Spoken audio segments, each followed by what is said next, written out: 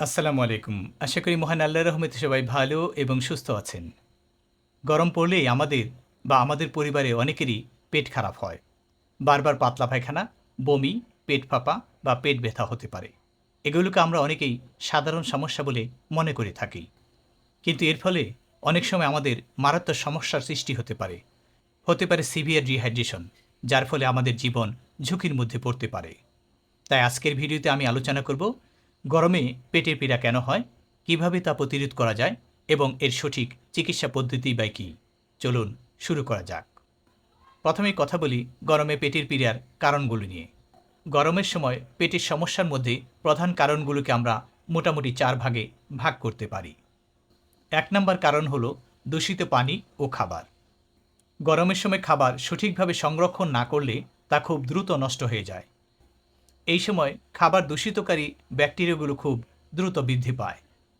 এইসব রোগ জীবাণুর মধ্যে আছে কোলাই, সালমোনেলা ইত্যাদি। এগুলো পানি এবং খাবারের মাধ্যমে সহজে আমাদের আক্রান্ত করতে পারে। 2 নম্বর কারণ হলো জীবাণুর সংক্রমণ। ভাইরাস, বিশেষ করে রুটা ভাইরাস, ব্যাকটেরিয়া বা পরজীবী সংক্রমণে আমাদের ডায়রিয়া অর্থাৎ পাতলা পায়খানা হতে পারে। 3 নম্বর কারণ হলো খাবারের অস্বাস্থ্যকর পরিবেশ। স্ট্রিট ফুড অর্থাৎ রাস্তার খোলা খাবার, অপরিষ্কার হাত, অপরিষ্কার পাত্র, এসব থেকেও আমাদের সংক্রমণ হতে পারে। 4 নম্বর কারণ হলো অতিরিক্ত গরমে শরীরের পানি শূন্যতা। ঘাম বেশি হলে কিংবা পানি কম পান করলে শরীর দুর্বল হয়ে যায়, ফলে হজমের সমস্যা দেখা দেয়।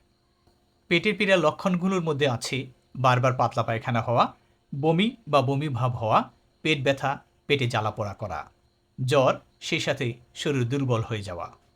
আর পেটের পীড়া যদি খুব গুরুতর হয় তখন মাথা ঘোরাতে পারে, জিহ্বা শুকিয়ে আসতে পারে, প্রস্রাব কমে যেতে পারে, এমনকি প্রস্রাব বন্ধ হয়ে যেতে পারে।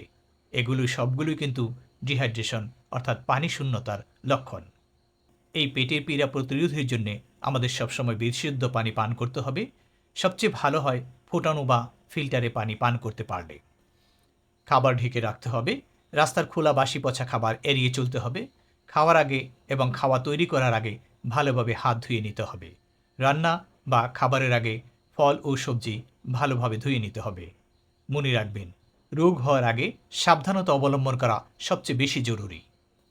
এবার চলুন চিকিৎসা নিয়ে কিছু কথা বলি। যদি পেটের পীড়া অর্থাৎ ডায়রিয়া হয়ে যায় তখন প্রথমেই ওআরএস অর্থাৎ ওরাল রিহাইড্রেশন সলিউশন খাওয়াতে হবে। ডায়রিয়া হলে শরীরে পানি স্বল্পতা দেখা দেয়। এক্ষেত্রে সবচেয়ে গুরুত্বপূর্ণ হলো শরীরের পানি শূন্যতা দূর করা। এর জন্য বারবার ওআরএস অর্থাৎ খাবার স্যালাইন খেতে হবে। প্রতিবার যে পরিমাণ পাতলা পায়খানা হবে সেই পরিমাণ খাবার স্যালাইন আপনাকে অবশ্যই খেতে হবে। এর সাথে অন্যান্য স্বাভাবিক খাবারও খেতে হবে। খেতে হবে প্রচুর পানি ও তরল জাতীয় খাবার। এর জন্য ডাবের পানি, স্যুপ, ফলের রস, ভাতের মাড় খুবই উপকারী। বাচ্চাদের মায়ের দুধের পাশাপাশি খাবার স্যালাইন বারবার খাওয়াতে হবে। প্রয়োজন হলে ঔষধ খেতে হবে, তবে ডাক্তারের পরামর্শ ছাড়া কোনোভাবেই কোনো ওষুধ বা অ্যান্টিবায়োটিক খাওয়া যাবে না। রোগীর অবস্থা গুরুতর হলে হাসপাতালে যেতে হবে। বিশেষ করে শিশু ও বয়স্কদের ক্ষেত্রে কোনো প্রকার অবহেলা করা যাবে না। কখন আপনাকে ডাক্তারের কাছে যেতে হবে? যদি 3 দিনে বেশি ডায়রিয়া থাকে, রক্তযুক্ত পায়খানা হয়, তীব্র জ্বর অথবা অচেতন ভাব হয়, রোগী যদি শিশু এবং বৃদ্ধ হয়। গরমে পেটের পীড়া খুবই সাধারণ, কিন্তু অবহেলা করলে এটি অত্যন্ত বিপজ্জনক হতে পারে। তাই সতর্ক থাকুন, পরিষ্কার পরিচ্ছন্নতা বজায় রাখুন এবং প্রয়োজনে দ্রুত চিকিৎসকের পরামর্শ নিন। আজকের মতো এখানে শেষ করছি। ভিডিওটি ভালো লাগলে একটি লাইক দিন, বন্ধুদের সাথে শেয়ার করুন এবং আমার চ্যানেল সাবস্ক্রাইব করতে ভুলবেন না। মহান আল্লাহ রাব্বুল আলামিন সবাইকে ভালো, সুস্থ এবং নিরাপদে রাখুন। আল্লাহ হাফিজ।